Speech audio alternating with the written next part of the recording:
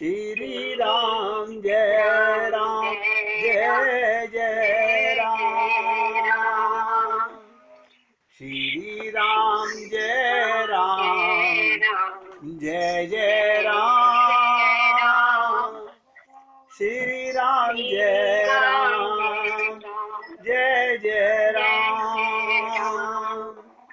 श्री राम जय राम जय जय राम। श्री राम जय राम जय जय राम। श्री राम जय राम जय जय राम। श्री राम जय राम जय जय राम। श्री राम जय राम जय जय राम। श्री राम जय राम जय जय राम। तो ये 100% नोट कर लो। भगवान की कृपा से काम बनेगा, क्योंकि माया से उत्तीर्ण होने का कोई मार्ग नहीं है। कितने ही जप तप व्रत कर लीजिए, कितना ही दान कर लीजिए, कितने मंदिरों में सिर फोड़ लीजिए, जब तक भक्ति सच्ची नहीं है तब तक माया से बचने का कोई मार्ग नहीं। भक्ति से ही बात बनेगी। ये गीता का उद्घोष है। मैं कई बार आप लोगों से निवेदन करता हूं कि गीता के 18वें अध्याय के 66वें श्लोक में भगवान कहते हैं, सर्वधर्माणि परित्यज्य माम एकम शरणं व्रज अहम त्वाम सर्व पापेभ्यो मोक्षयिष्यामि मा शुचय। यानी शरणागति के द्वारा सर्व पापेभ्यो मोक्षयिष्यामि, केवल मोक्ष में होता है और कुछ पाप चले भी जाते हैं कर्म कांड से, लेकिन बिना भक्ति के कुछ नहीं मिलता। और भगवान कहते हैं, जो मेरी शरण आ जाता है मैं उसके पाप पुण्य सब समाप्त कर देता हूं। ऐसा संसार में कोई भी नहीं है जो भगवान की बिना भक्ति के भगवान के लोक में गया हो। देखिए, जब लोगों को बड़ी बड़ी बातें करता हुआ रामचरितमानस के बारे में, गीता के बारे में सुनता हूं तो सच में बहुत हंसी भी आती है। उनका जीवन और उनकी बातें दोनों अलग अलग हैं। जीवन अलग है, बातें अलग हैं। एक तो हम ये भूल जाते हैं, सबसे अधिक एक संत थे जो बार बार सुग्रीव का प्रसंग दोहराया करते थे। वो बार बार कहते थे, पहले सुग्रीव तो बन जाओ। मैं एक बार सोच रहा था, ये बार बार जो कहते हैं कभी सुग्रीव तो बन जाओ, सुग्रीव कोई छोटा पात्र नहीं, बल्कि वो हम सबकी ही छवि है। यहां पर एक बढ़िया सी चौपाइया दोहा लिख के गए और वहां घर में अपने ही भाई से अपनी तूतू कर रहे हैं। आप सोचिए, यहां तो हम कह रहे हैं सिया राम मैं सब जग जानी, और घर में जाकर के उन्हीं से तूतू मैं कर रहे हैं। ये इतनी सी बात कि सिया राम मैं सब जग जानी, सच कहूं तो ये मुझसे चौपाई ही सबसे कठिन लगती है। हमारी कथनी और करनी में अंतर है। छोटी सी बात है, सिया राम मैं सब जग जानी, सबसे भारी लगती है। और लगता है क्या कभी मेरे जीवन में भी ये घट सकती है, क्योंकि मुझे तो हर समय, आप सोचिएगा, हमें सब में दोष नजर आते हैं। इसके अंदर कहा, जानी सिये राम मैं सब जग जानी। ध्यान से सुनिएगा, इसको जानी का मतलब मामूली मत समझो। ये सब करके हम कभी ये चुनौती स्वीकार ही नहीं कर पाते कि जीवन बेहतर हो। इतनी बड़ी चौपाई बोलकर काम सब ऊट पटांग करके हम अपने साधारण मनुष्य को हवाला कर देते हैं। वही ढाक के 3 पात, सारा ज्ञानवान सब खत्म हो जाता है। काश जैसे एक मुक्का खाकर सुग्रीव का हाल हुआ। ये सब हम इसलिए कहते हैं, सुग्रीव होकर के भी वो कहलाना नहीं चाहते थे। ध्यान दीजिएगा जो बात बताने जा रहा हूं। देखिए किसी के पास से ट्रैफिक की आवाज आ रही है, बहुत ध्यान दीजिए। सुग्रीव बनने के लिए हमें कोई खास मेहनत नहीं करनी। एक एक शब्द पे ध्यान देना। सुग्रीव बनने के लिए हमें कोई खास मेहनत नहीं करनी।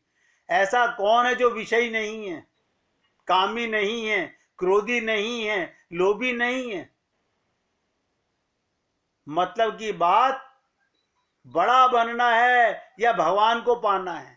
आप सोच लीजिएगा, डिसाइड कीजिएगा, मुझे बड़ा बनना है या भगवान को पाना है। अगर अभी जैसे हैं वैसे ही भगवान को पा सकते हो। एक एक शब्द ध्यान दीजिएगा, बहुत गहरी बात बताने जा रहा हूं।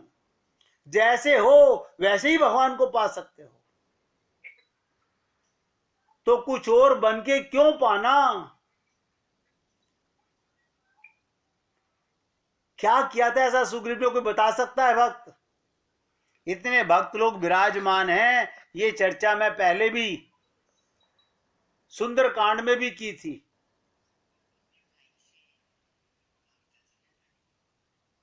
अगर कोई भक्त बताए तो बहुत खुशी होगी। क्या कहा था सुग्रीव ने, ऐसा क्या किया था?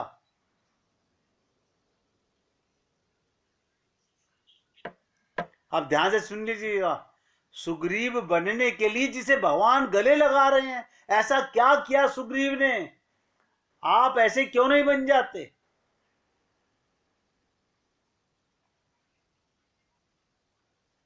ध्यान दीजिएगा, सुग्रीव ने अपनी एक भी कमी भगवान से नहीं छुपाई। रट लो इस बात को। और हम लोग पर्दा डाले रहते हैं अपने गुरु से भी और भगवान से भी। जब तक आपका हृदय, मैंने पहले भी आते ही कहा था, क्लीन स्लेट नहीं होगे, तब तक उद्धार का कोई काम नहीं है। अरे अपने गुरु के सामने भी नंगा होने में, निर्वस्त्र होने में, चित्त को खोल के रखने में शर्म महसूस होती है। डॉक्टर के सामने पैंट उतारने में शर्म नहीं आती।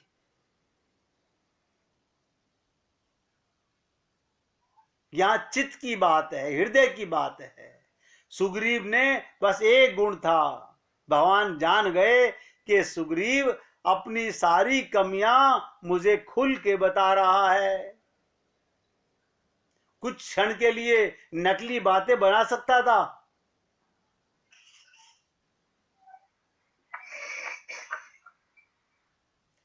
तुरंत अपनी जैसी स्थिति थी वही बात बोलने लगा। और वहीं बाली, देखिएगा, बाली को बाण लगा, आखिर तक बाली ऊंची बात करने में ही लगा रहा और उसको बाण खाना पड़ा। उसने भी अंत में यही स्वीकार किया कि चालाकी से काम नहीं बनेगा।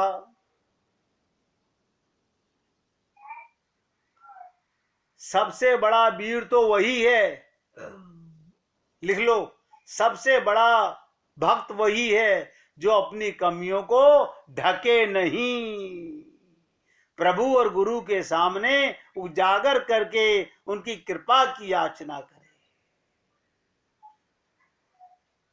हम लोग गुरु धारण कर लेते हैं, प्रभु से प्रेम पाना चाहते हैं, लेकिन कहीं ना कहीं अंदर अपनी बुराइयों को छुपाए रखते हैं। डॉक्टर जब हिस्ट्री लिखता है वो खोद खोद के पूछता है और क्या क्या रोग है, और क्या क्या बीमारियां हैं, और बताइए और बताइए। हमें 10 साल पहले भी अगर खांसी हुई हो तो हम बोलते हैं डॉक्टर साहब कभी कभी खांसी भी बहुत हो जाती है, अभी है नहीं। यानी डॉक्टर के सामने कहते हैं जब पैसे देने, पूरी फीस देनी है तो हर चीज का इलाज ले लें, लेकिन गुरु के सामने, भगवान के सामने सत्य नहीं बोलते। इसलिए आपको बता रहा हूं, सुग्रीव बनने का मतलब बहुत कठिन समझ में आया मेरे को कि सुग्रीव ने ऐसा क्या किया था, अपनी सारी कमियां राम के सामने बोल दी। और वही बाली अपनी ढींग हाँकता रहा। इसलिए कह रहा हूं, सबसे बड़ा भक्त वही है जो अपनी कमियों को ढके नहीं, गुरु और प्रभु के सामने उजागर करके उनसे कृपा की याचना करे, वरना तो अनेक जन्म बीत जाएंगे। जो काम एक पल में बन सकता है, भगवान ने क्या कहा था, मोहे छल कपट छिद्र न भावा। और हमारे अंदर तो भरा पड़ा हुआ है, ये छुपाई हमने कभी सुनी ही नहीं। सुनते तो हैं, हम इस पे आगे जा धकेल देते हैं, रुकते नहीं है इस पे चर्चा करने के लिए। कपट और दंभ के कारण बार बार आए, बार बार चले गए। इसलिए निवेदन करना मेरा कार्य है, अच्छा लगे तो जीवन में उतार लीजिए। तो देखिए, भगवान से कृपा की बात, काम बनेगा, क्योंकि माया से उत्तीर्ण होने का और कोई मार्ग नहीं है। गीता ने, मैंने कहा ना, उद्घोष है। मोक्ष शब्द का प्रयोग ही किया शरणागति के द्वारा। शरणागति के बिना कुछ नहीं होने वाला। और शरणागति को ही ये बता रहा हूं आपको। सुग्रीव ने क्या करा, अपना मन, अपनी बुद्धि राम के चरणों में खोल के रख दी। मैं इतना गंवार, इतना मूर्ख, इतना कमजोर, ऐसा हूं मैं। भगवान जो सत्य बोलता है, गुरु जो सत्य बोलता है, उसको कृपा करने की प्रयत्न करते हैं। और भगवान का तो उद्घोष है, जो मेरे सामने छल कपट छिद्र करेगा उसका कल्याण मैं क्यों करूं। कौन विश्व में ऐसा है जो भक्ति से पहले पाप नहीं करता। और पाप क्या है वो बता देता हूं, ध्यान दीजिएगा। पाप है क्या, किसी ने पूछा नहीं। झूठ बोलना ये पाप नहीं, ध्यान दीजिएगा। गुरु के पास सामने जाकर, भगवान के सामने जाकर छल कपट छिद्र मन में रखना, ये सबसे बड़ा पाप है। पाप तो सभी करते हैं, मन में 24 घंटे न जाने कितने पाप आते हैं। अरे वैश्या गणिका, आपको लगता होगा कि गणिका कितनी बड़ी पापी थी, वैश्या थी, लेकिन भगवान ने उसे आत्मसात किया। वो तो शरीर का कर्म था उसका, मन में पाप नहीं था। हम लोग चरित्र की चर्चा नहीं जानते, चरित्र का मतलब क्या होता है।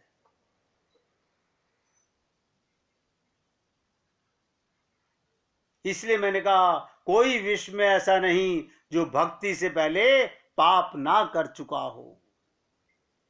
और श्री कृष्ण भक्ति के बिना, राम भक्ति के बिना, शरणागति के बिना कुछ नहीं होने वाला। अरे बार बार वेद व्यास पुराण में कह रहे हैं कि भगवान की जो भक्ति है उसी का नाम मुक्ति है। दूसरा ऐसे कैसे मुक्ति कहां से आ जाएगी बिना भक्ति के। आपको मुक्ति चाहिए तो भी भक्ति करनी पड़ेगी, मोक्ष चाहिए तो भी भक्ति करनी पड़ेगी, और भगवान का लोक चाहिए, भगवान की सेवा चाहिए तो भी भक्ति करनी पड़ेगी। इसलिए भक्ति ही एक मार्ग है। आपका दान, ध्यान दो, लोग कहते हैं हम दान करके, आप सोचिए, मैं कई बार आप लोगों से कहता हूं, अभिमन्यु मारा गया, भगवान श्री कृष्ण वहां पर मौजूद हैं, अर्जुन वहां मौजूद है, वेद व्यास वहां मौजूद हैं, और वो उसे जिंदा नहीं कर सके, और हम लोग पंडित जी को 500 रुपए देके महामृत्युंजय का जाप करा रहे हैं।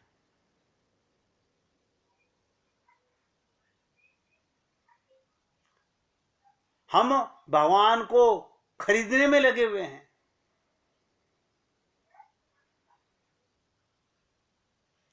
इसलिए हर मार्ग में भक्ति, अंतःकरण की शुद्धि भी नहीं हो सकती बिना भक्ति के। लिख लो,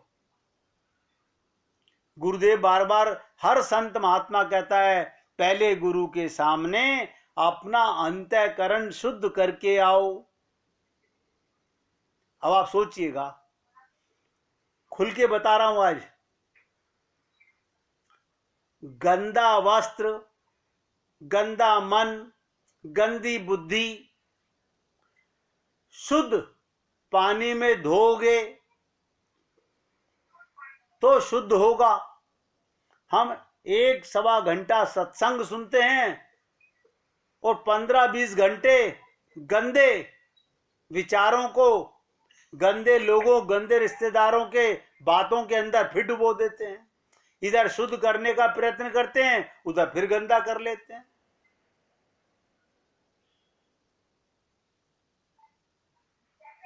संसार अपनी ओर खींचेगा, प्रण हमें करना है। सुनो सबकी, करो मन की। क्यों? मन दे चुके गुरु को, मन दे चुके भगवान को, अब वही करेंगे। सुनो सबकी, सबके साथ रहना है।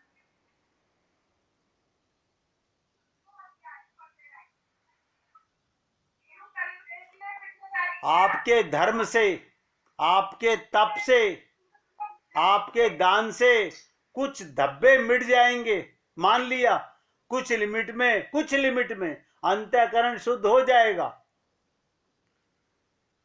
लेकिन पूर्ण शुद्धि नहीं हो सकती।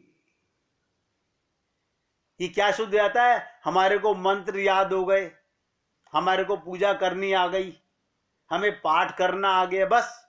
अंतःकरण में तो ममता मोह आसक्ति भरी हुई है, राग द्वेष भरा हुआ है। अंतःकरण की शुद्धि कोई नहीं करता।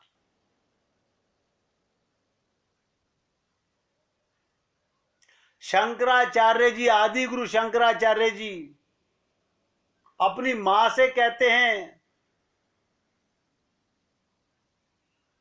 कृष्ण पाद बंभोज भक्ति मृते। आदि गुरु शंकराचार्य जी अपनी मां से कहते हैं, कृष्ण पदाम भोज भक्ति मृते। बिना भगवान की भक्ति के अंतःकरण शुद्धि नहीं हो सकती। इसलिए भक्ति के बिना काम नहीं चलेगा, भक्ति से ही काम चलेगा।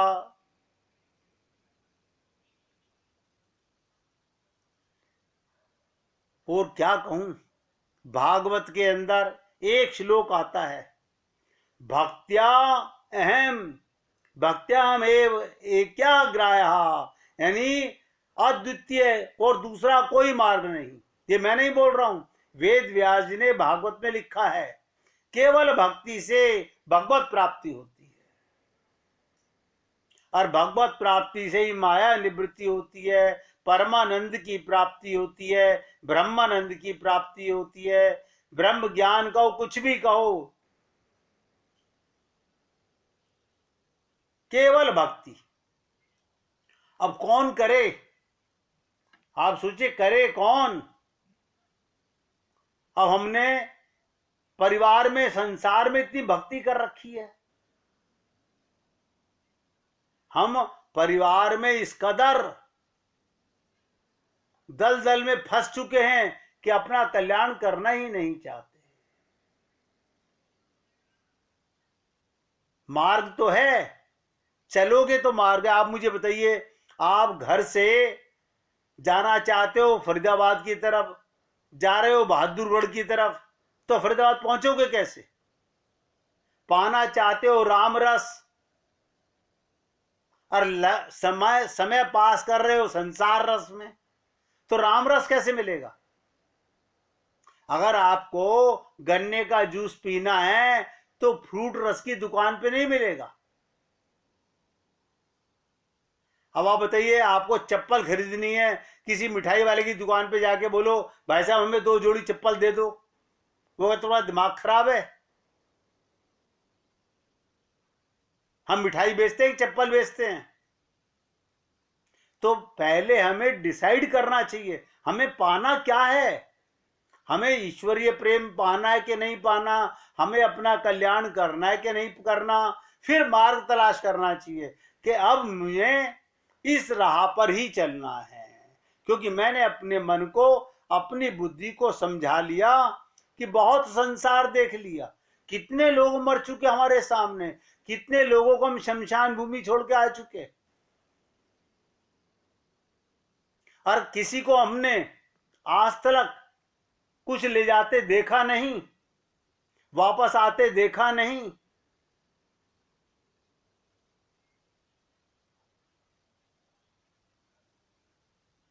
सोच के देखिएगा, कोई लेना देना नहीं है।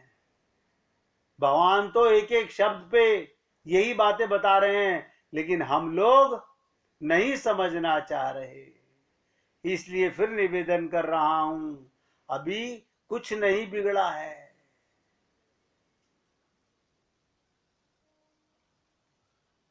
इसलिए मेरे भाई कोशिश करो, हम होंगे कामयाब एक दिन। गो, अब 1 मिनट कीर्तन